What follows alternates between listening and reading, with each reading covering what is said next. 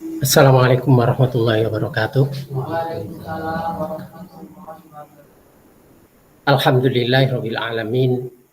Wassalatu wassalamu ala Muhammadin wa ala alihi wa sahbihi ajmain. Mari untuk mengawali silaturahim malam ini bersama-sama kita ucapkan basmalah.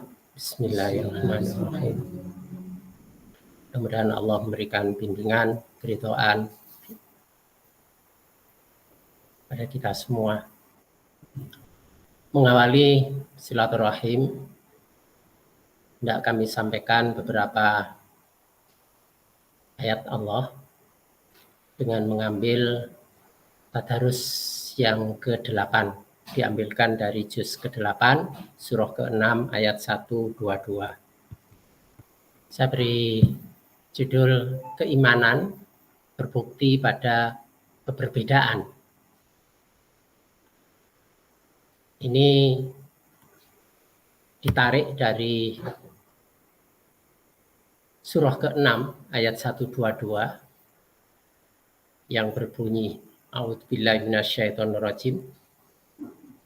Awaman kana maitan fa ahyainahu wa ja'alna lahu nuran yamshi bihi finnasi kaman masaluhu fit zulumati laisa bi kharijin minha.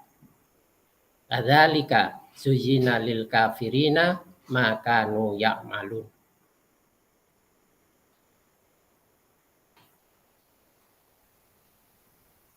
Ini tadarusnya itu ada di sebelah kiri.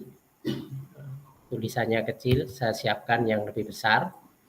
Di ayat tadi itu artinya dan apakah orang yang sudah mati kemudian dia kami hidupkan dan kami berikan kepadanya cahaya yang terang, yang dengan cahaya itu dia dapat berjalan di tengah-tengah masyarakat manusia, serupa dengan orang yang keadaannya berada dalam gelap gulita yang sekali-kali tidak dapat keluar darinya.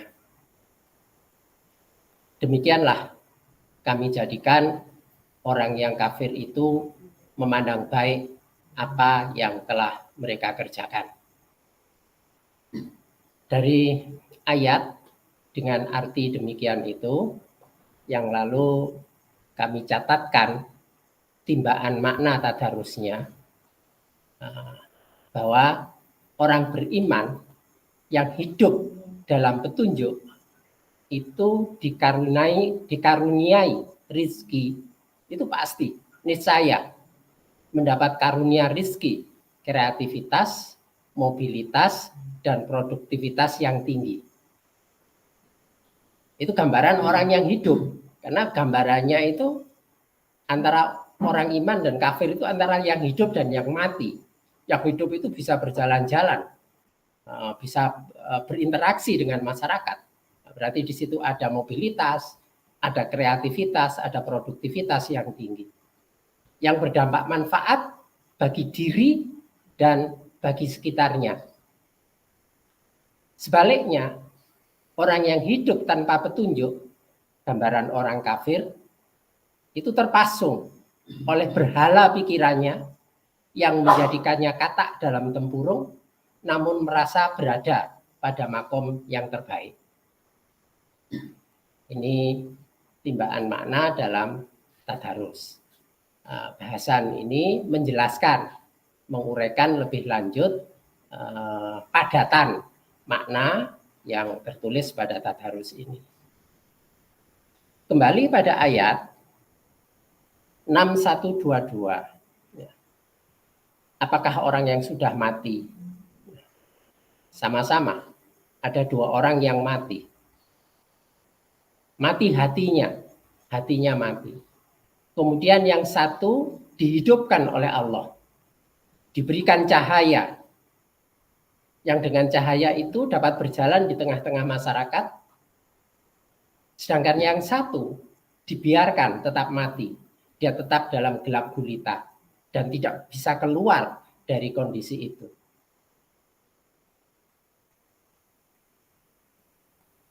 Demikianlah kami jadikan orang kafir itu memandang baik apa yang telah mereka kerjakan. Pada umumnya jumhur ulama itu mengatakan ayat ini terkait dengan pribadi Umar bin Khattab dan Abu Jahal. Jadi dilihat dari asbabun nuzulnya, ini terkait penjelasan tentang Umar bin Khattab dan Abu Jahal. Sekalipun ayat Al-Quran itu tidak bisa dibatasi dengan asbabun nuzul. Bukan karena asbabun nuzul terus artinya hanya sekitar itu saja. Tidak, karena ayat itu sifatnya umum. Kecuali ada yang mengkhususkan. Karena itu walaupun ini menjelaskan perbedaan Umar bin Khattab dan Abu Jahal, tetapi ini bisa berlaku umum berkenaan dengan pribadi orang beriman maupun orang kafir.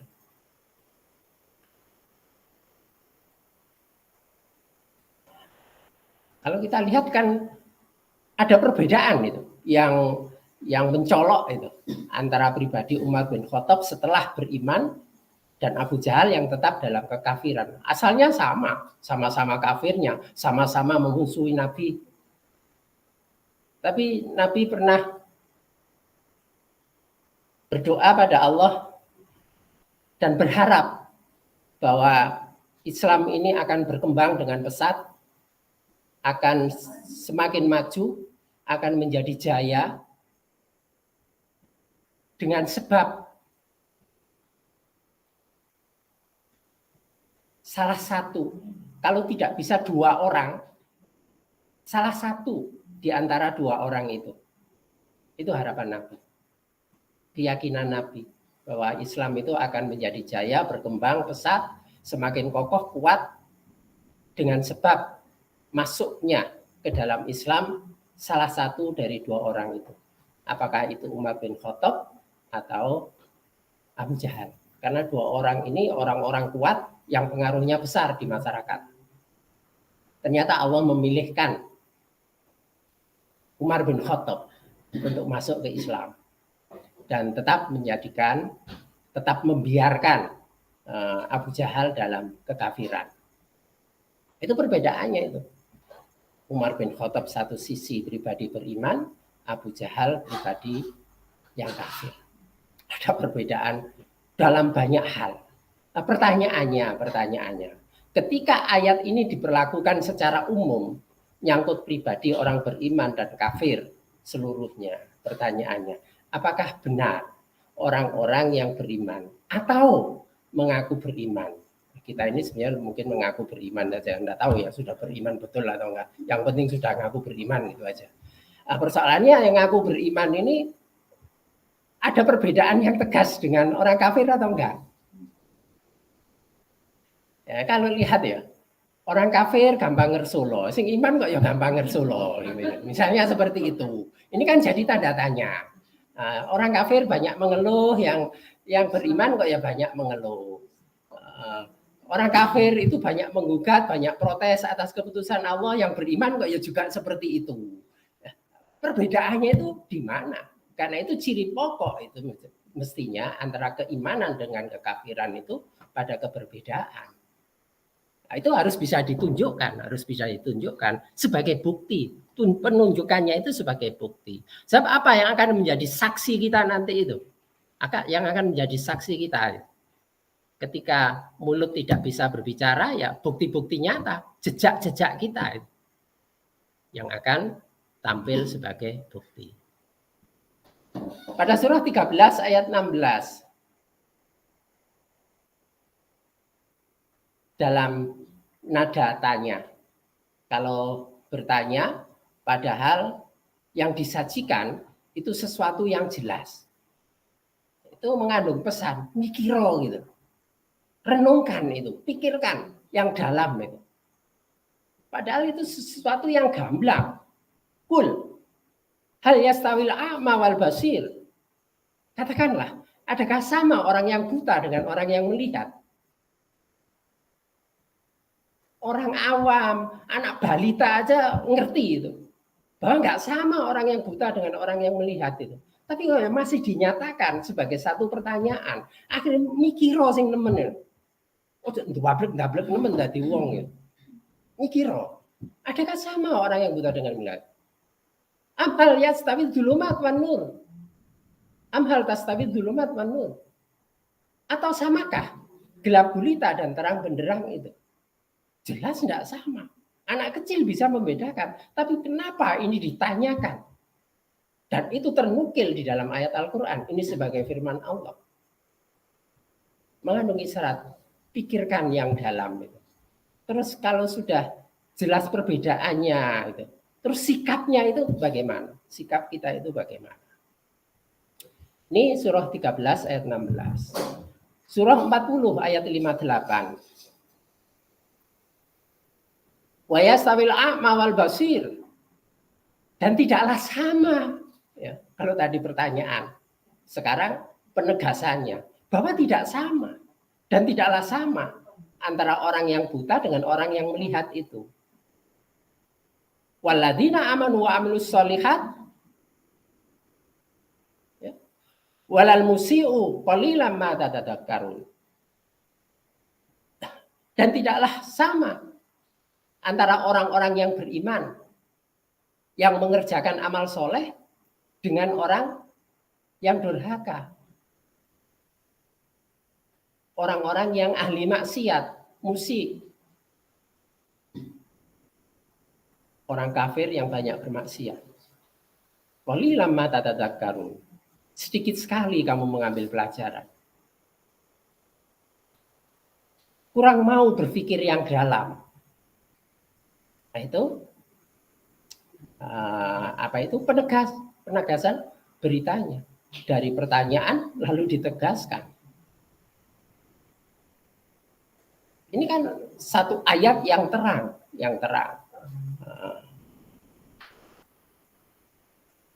Tidak terlalu rumit untuk ditangkap. Tapi kalau hati tertutup, ya tetap akan sulit untuk menangkap. Surah 67 ayat 22.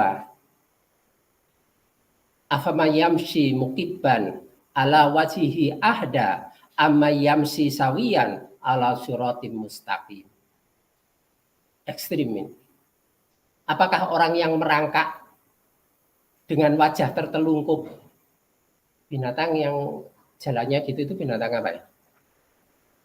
Merangkak terus apa itu? Kepalanya itu nyosor, kura-kura kan masih enggak, ini nyosor di tanah itu loh, tertelungkup itu. Babi ya. Tapi karena dia akan memfungsikan penciumannya, padahal ini manusia, penciumannya nggak berfungsi bagus, nggak sebagus binatang-binatang itu.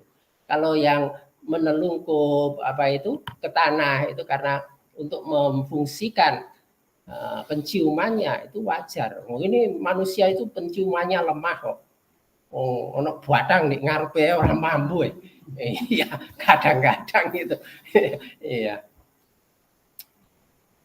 Buruknya sendiri aja nggak bau. Iya. Ya. Merangkak wajah tertelungkup. Apakah itu yang lebih terpimpin dalam kebenaran? Ataukah orang yang berjalan tegap di atas jalan yang lurus? Dia menggunakan memfungsikan pandangannya, memfungsikan penglihatannya untuk melihat. Dia berjalan secara tegak dengan kekuatan dan pendirian yang kokoh, tetap mengikuti jalan yang lurus. Yang seperti itu, atau yang glosor tertelungkup tadi itu, berjalan itu pakai wajahnya itu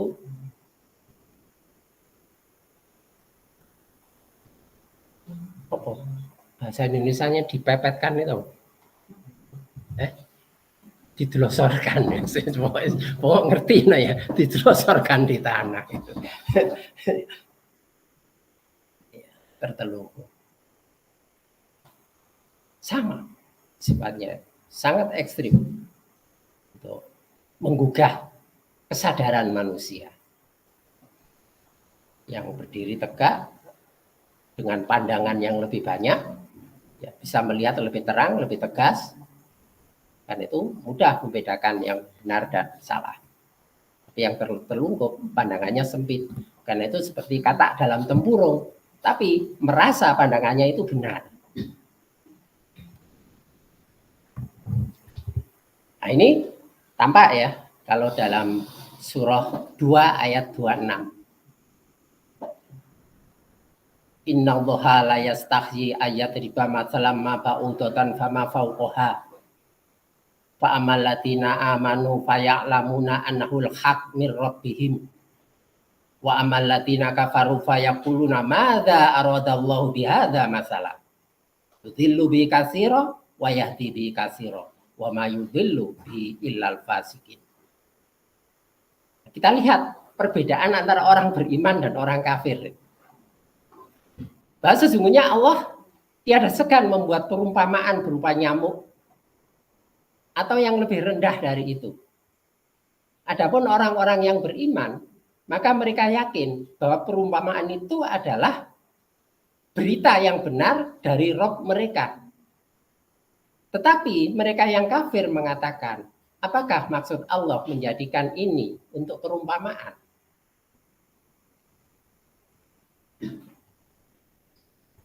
Ada reaksi, ada pola sikap yang jelas berbeda antara orang iman dan orang kafir.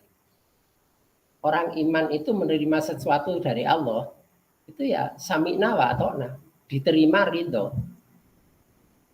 Orang kafir itu menggugat, mempertanyakan, apa nilainya, apa manfaatnya, apa keuntungannya, apa relevansinya, untuk apa ini semua? Pantaskah ini? Tidak jauh berbeda dengan sikap iblis ketika diperintah untuk sujud pada Adam. Loh, pantaskah aku sujud pada Adam? Mengapa aku diperintah seperti itu? Sedangkan aku lebih baik dari dia, aku lebih senior, aku lebih dulu taat mengabdi ke Allah. Aku lebih punya kuasa, lebih punya kelebihan, bahkan memimpin para malaikat. Kok sekarang diminta sujud pada Adam? Apa relevansinya? Pantas enggak itu? Kan mirip saja. Kalimatnya beda, tapi dasar keyakinannya itu yang menentukan. Dasar keyakinan, pola pandang yang menentukan. Nah, ini nanti akan berlaku pada segala hal. Jangan diartikan terus nyamuk saja. Enggak. Nyamuk ini sesuatu yang dihadirkan. Pola pandang penyikapan kita itu seperti apa, itu yang menentukan. Kalau pola pandangnya itu tetap bahwa selalu menggugat, mempertanyakan, meragukan, ya dalam segala hal akan seperti itu. Tapi kalau pola dasarnya itu taat dan pasti itu bermanfaat, Allah tidak akan pernah mencelakakan, semuanya itu pasti benar, dalam semua hal juga akan seperti itu cara memandangnya. Apa semua hal itu? Ya, ketika dapat ujian, ketika menerima takdir Allah, ketika dihadapkan pada persoalan-persoalan, atau ketika mendapat nikmat, akan ada pola pandang yang tetap. Jadi melihatnya itu dari segi jangan fenomena nyamuk, hadirnya nyamuk itu, tapi pola pandang orang kafir itu seperti apa, cara pandang orang beriman itu seperti apa. Yang ini nanti akan berlaku pada semua situasi. Kalau dasarnya orang beriman itu mengatakan, ini benar dari Allah. Allah tidak pernah salah alamat. Allah tidak pernah salah menempatkan sesuatu. Allah tidak pernah keliru mengirimkan sesuatu. Allah tidak pernah salah menghadirkan sesuatu. Apapun ya diterima. Itu sikap dasar orang beriman. Tapi kekafiran itu akan menampilkan penolakan, penggugatan, ketidakterimaan, mempertanyakan, dan yang sejenis dengan itu. Ini keberbedaan. Karena itu orang iman itu ya pasti terbukti pada keberbedaan ini. Nggak sama dengan orang kafir. Nah, kalau ternyata tadi seperti awal dikatakan masih banyak kesamaan-kesamaan yang patut dipertanyakan ialah sejauh mana keimanan saya. Karena itu dengan perumpamaan itu banyak orang yang dibiarkan sesat. Nah, ini terjemahannya banyak orang yang disesatkan. Allah itu tidak menyesatkan, tapi orang yang tidak mau diberi petunjuk itu akan dibiarkan sesat. Dengan perumpamaan itu banyak orang yang dibiarkan sesat oleh Allah, dan dengan perumpamaan itu pula banyak orang yang diberi petunjuk.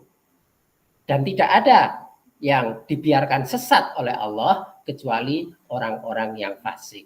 Karena fasik itu ya maka dibiarkan sesat. Kenapa? Karena memang dia tidak mau berubah. Dia tetap terkungkung dengan berhala pikirannya. Salah pun dia memandang benar.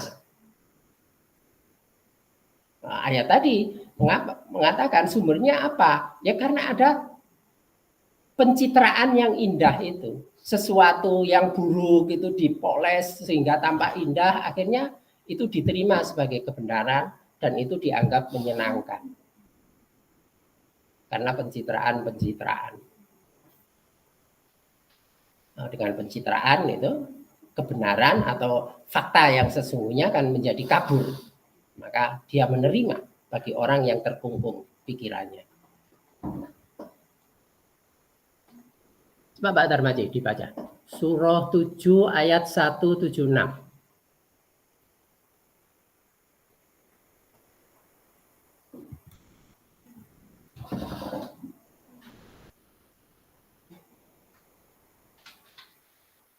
Maksud saya ngomong tadi silakan dibaca, bukan coba dibaca. Baca Quran kok coba-coba. Silakan dibaca, tolong dibaca. Terjemah surah Al-A'raf ayat 176. Dan kalau kami menghendaki, sesungguhnya kami tinggikan derajatnya dengan ayat-ayat itu. Tetapi dia cenderung kepada dunia dan menurutkan hawa nafsunya yang rendah. Maka perumpamaannya seperti anjing, jika kamu menghalaunya, diulurkannya lidahnya, dan jika kamu membiarkannya, dia mengulurkan lidahnya juga. Demikian itulah perumpamaan orang-orang yang mendustakan ayat-ayat kami. Maka ceritakanlah kepada mereka kisah-kisah itu agar mereka berpikir. Ya, itu gambarannya anjing itu melet. Kalau orang melet itu untuk apa? Ngecek ya, mengenyek ya. Iya. Jadi di peringatan yo ngecek, di jarno yo ngecek. Kelakuannya seperti itu. Orang-orang yang kenapa? Itu kelakuan orang-orang fasik itu. Dua, karena terlalu mencintai dunia dan terlalu mengikuti hawa nafsunya, diterangkan dalam ayat tadi. Sehingga dihalau, diperingatkan, diingatkan itu ya ngecek, kemudian dibiarkan ya juga ngecek. Ya polanya tetap seperti itu polanya. Karena itu dibiarkan oleh Allah, dibiarkan dalam kesesatan.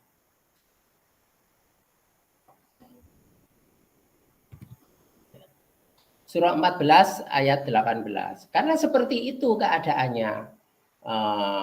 Ya terhadap kebenaran suka ngecek, terhadap apa yang ditentukan itu menggugat, apa yang disajikan sebagai kebenaran itu dipertanyakan, didebat, ditolak, didustakan, karena takut kehilangan kenikmatan duniawi dan pemanjaan hawa nafsu. Orang tidak mau hijrah itu biasanya karena takut meninggalkan kebiasaan lama. Memang nih, iya. Wong yang sudah hijrah aja kadang-kadang isih kangen nih, isih eling sing biyen, enak koyo biyen, kepengin balik meneh. Itu yang sudah hijrah aja seperti itu. Yang belum hijrah itu takut untuk meninggalkan. Memang berubah itu memang butuh risiko, ada risiko, ada risiko tidak mengenakkan, kadang-kadang dirasakan menyakitkan. Tapi itu ya apa itu bagian sakit dari sunatullahnya yang tidak bisa dihindarkan. Jadi ibarat orang rumahnya itu mau roboh terus mau dibangun, ya harus siap bahwa untuk sementara waktu itu ya menghadapi kesumpekan, suara bising, banyak debu dan lain-lain dan nggak enak. Nah, itu bagian yang melekat dari perubahan yang diharapkan. Karena itu kan juga dikatakan kalau kita menerima musibah-musibah, ya bisa jadi musibah itu bagian dari tanda-tanda terkabulnya doa kita. Kita punya doa. Nah, untuk terkabulnya doa itu ada duri-duri kecil yang dirasakan, ada ketidakenaan kecil yang akan dialami. Ya, seperti itu tadi, rumah mau dibangunkan, gitu, ya mengalami hal-hal semacam itu. Orang cedera itu, kemudian butuhnya sembuh, gitu. Terus ada proses terapi, ya ada rasa sakit tertentu, ada proses tertentu yang dijalani dan ada kesakitan tertentu yang diperoleh untuk pencapaian kesembuhannya. Untuk dapat uang yang berlimpah, gitu. Ya ada proses penderitaan di situ.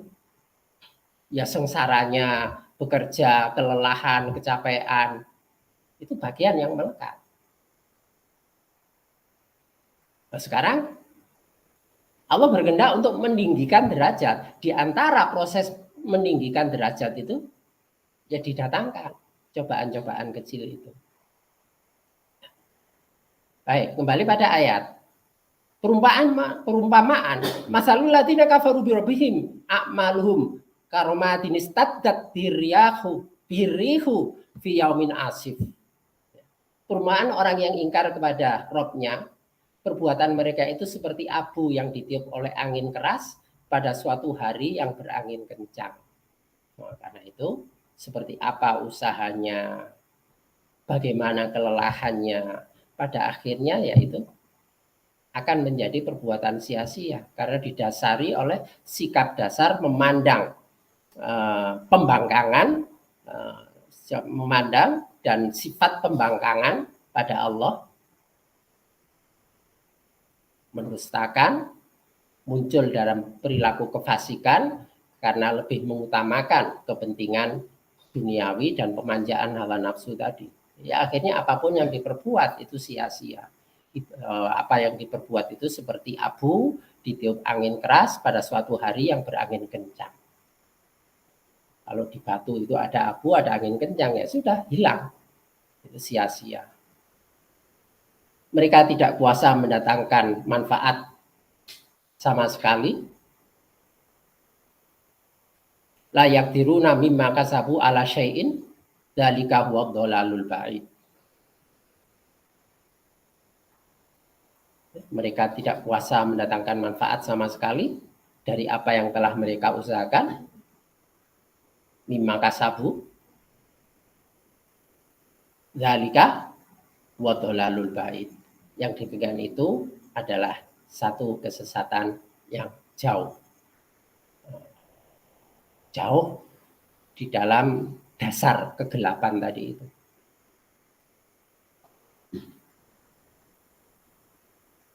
Keadaannya kan berbeda. Keadaan itu berbeda dengan orang beriman. Innamal mu'minuna alladzina amanu billahi wa rasulihi tsumma lam yartabu. Sikap dasar yang pokok dari keimanan itu ialah sesungguhnya orang-orang mukmin itu adalah orang yang beriman kepada Allah, amanu billah wa rasulih, dan kepada Rasulnya, summa lam yartabu, kemudian tidak ada keraguan. Ketika yang diharapkan, yang dinanti, keadaan yang diinginkan itu hadir, tetapi dalam jangka waktu lama itu kok belum hadir-hadir, ini potensial memunculkan keraguan. Ini benar atau enggak?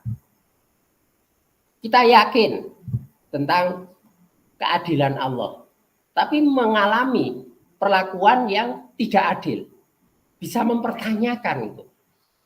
Di mana keadilan Allah? Benarkah Allah itu adil? Kita mengharapkan sesuatu, kita yakin bahwa Allah itu pemurah, penyayang. Tapi dalam jangka waktu lama, menurut kita, kepemurahan, kasih sayang itu belum tersaksikan, belum dirasakan, bisa mempertanyakan, benar enggak sebenarnya Allah itu pemurah dan sayang. Saya kok dibiarkan begini sampai sekian lama?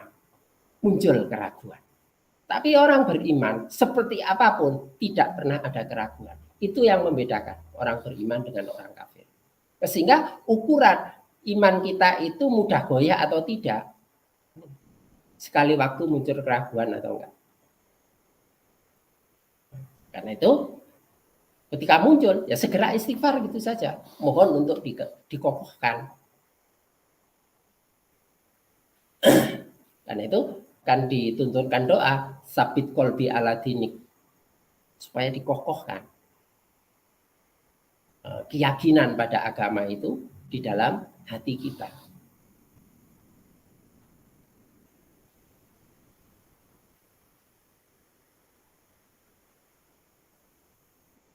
Bahwa Allah itu akan memberikan kehidupan yang baik pada orang-orang yang beriman. Dalilnya kan begitu. Barokah dari langit dan bumi itu akan diturunkan. Barokah dari langit dan bumi akan diturunkan. Tapi kok mendapat gencetan yang sangat luar biasa. Kalau orang yang beriman, justru gencetan yang luar biasa, yaitu barokahnya. Yaitu barokahnya. Dia tetap melihat itu barokahnya ada di situ. Karena dengan jalan itu Allah tidak menaikkan derajatnya. Kenapa orang-orang yang kuat, yang kita lihat keimanannya kuat itu, sampai banyak orang kafir yang kagum pada keimanan mereka itu. Ya orang-orang Palestina itu.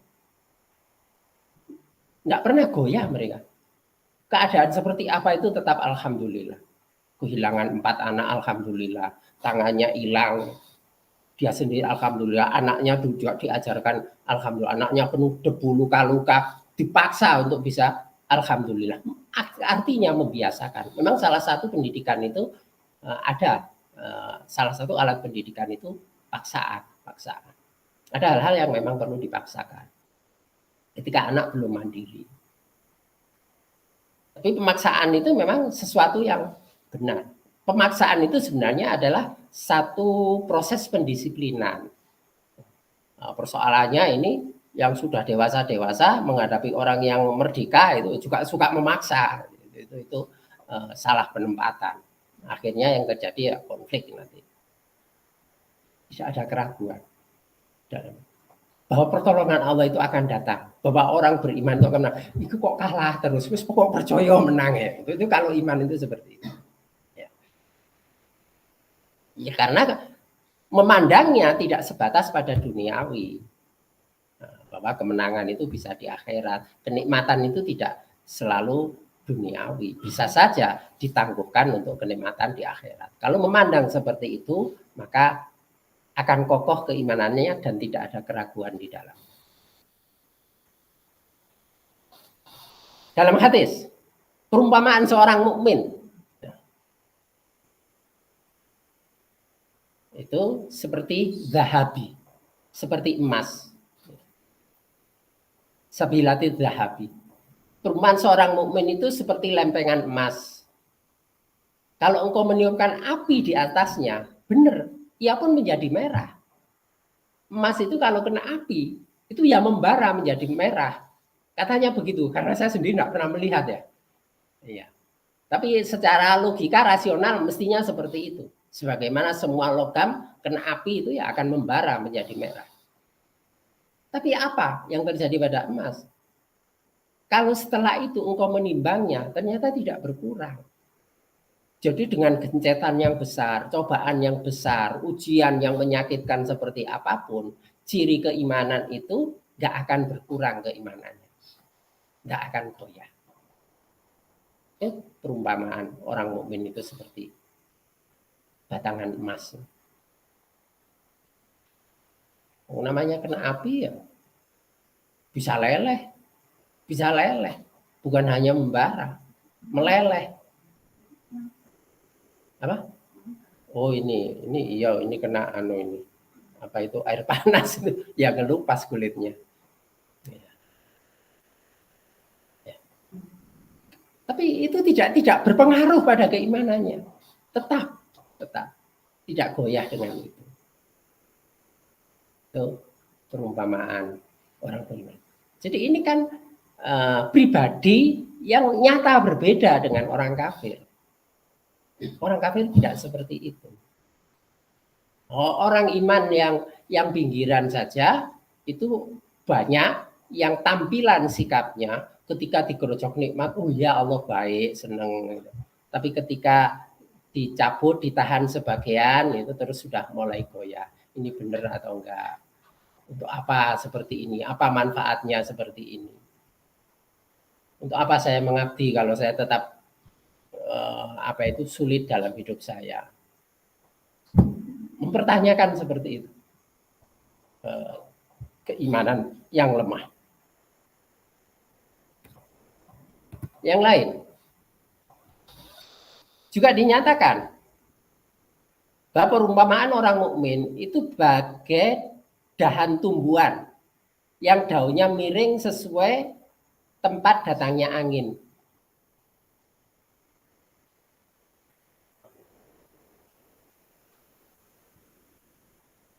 Min haitsu atat harihu.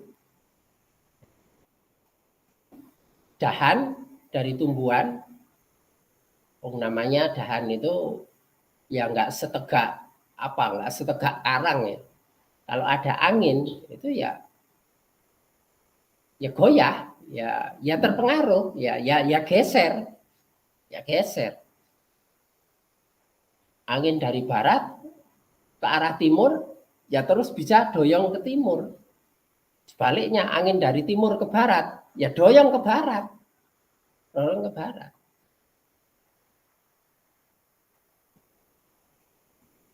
Dia tidak punya kekuatan untuk bisa menahan angin supaya tetap kokoh. Enggak. Gambarannya apa? Bahwa orang beriman itu ketika dapat gencetan itu ya bisa lemes. Ya bisa merasakan penderitaan. Juga merasakan ketidakberdayaan. Tidak banyak hal yang bisa diperbuat, menjadi sangat terbatas. Tidak ada hal lain kecuali bertahan di situ. Tidak banyak yang bisa dilakukan. Dahan menghadapi angin yang kencang. Ya sudah ngikut. Menentang arah angin tidak bisa. Tidak mampu. Tapi ketika angin itu berhenti. Namun jika telah tenang dan itu bisa kembali lurus. Ini orang beriman gitu. Bahwa ada situasi tertentu yang membuat dirinya itu lemah, tersakiti, tetapi ketika deraan itu sudah selesai, maka kembali menjadi normal.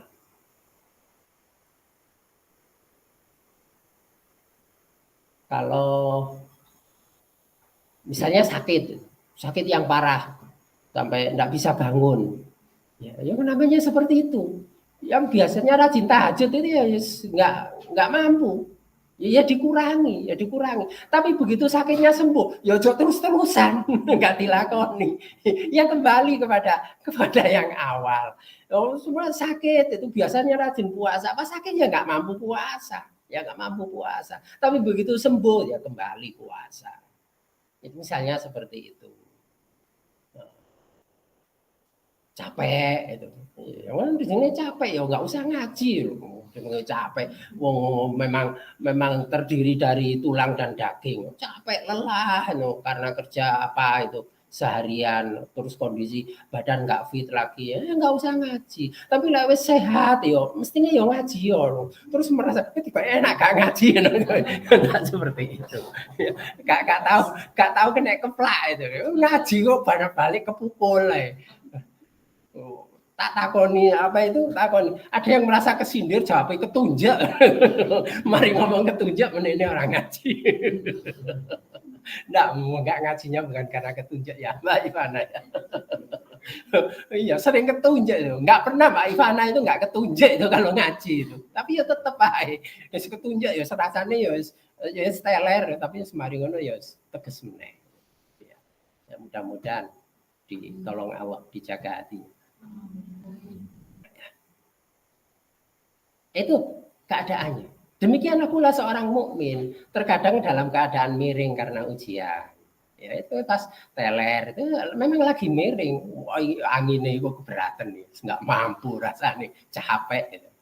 Ya, tapi sebab apa ya? Namanya orang menderita itu, nggak akan itu menderita terus-terusan. Saya kalau ketemu klien, saya nggak pernah bahagia. Dari dulu kok soro saja nggak pernah ada bahagia. Nggak ada saat-saat tertentu kamu bahagia. Di antara tangisan, di antara kesedihan, nggak ada saat-saat tertentu kamu tertawa. Mesti ada saat-saat tertentu. Orang stres nggak mungkin sepanjang hari itu stres, 24 jam stres. Ada saat tertentu itu stresnya terasa kurang. Paling nggak stres waktu tidur. Iya. Wis turu wae. Iya. Sing seneng turu oleh dalil. Wis turu. Ya. Itu miring. Nah, wajar yang memang wahulikal insana doifa, memang manusia itu diciptakan dalam keadaan lemah. Adapun menjadi kuat kokoh itu kan karena dikuatkan oleh Allah, karena pertolongan Allah saja. Nah, sebaliknya perumpamaan orang kafir itu bagaikan pohon padi yang lurus dan keras. Padi yang lurus dan keras sehingga Allah dengan mudah untuk mematahkannya kapan saja dikehendaki. Ketika yang keras itu memaksakan bertahan, ya akan menjadi patah. Nanti kalau ada angin keras itu pohon padi itu kan banyak yang patah, ya, karena ada kekerasan hati di dalamnya. Ketika ombak besar, kalau kapal itu mengikuti arus itu aman, tapi yang menentang itu sering pecah.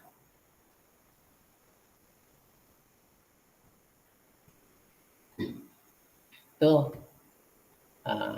beberapa contoh pembeda antara keimanan dengan kekafiran. Maka orang beriman itu harus berani beda dengan orang yang tidak beriman.